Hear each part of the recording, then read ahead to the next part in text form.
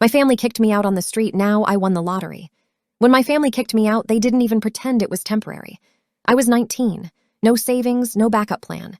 My parents said I was lazy. My siblings said I was dead weight. And within an hour, my bags were on the porch. The door locked behind me like a final decision. I slept on a bus bench that night and learned very quickly how invisible a person can become. I survived because strangers were kinder than my blood ever was. A night shift diner manager let me wash dishes for cash. An older guy at the shelter showed me how to stretch $5 into 2 meals. I kept going out of pure spite. I promised myself I'd never need my family again. Years passed. I stabilized. Not rich, not comfortable, but okay.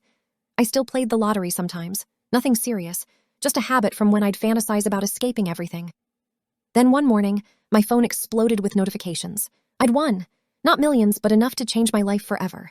Enough to buy a house, pay debts, and breathe for the first time in years. I sat on the floor laughing and crying like an idiot. I didn't tell my family. They found out anyway. Suddenly, they wanted to reconnect.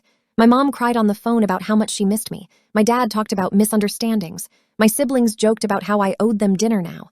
One even asked if I could help with a down payment. I agreed to meet them. They smiled, hugged me, told me how proud they were.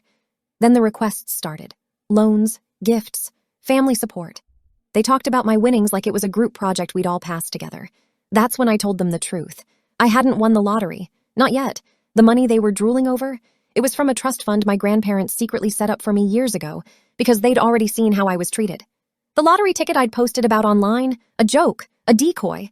I watched their faces fall in real time.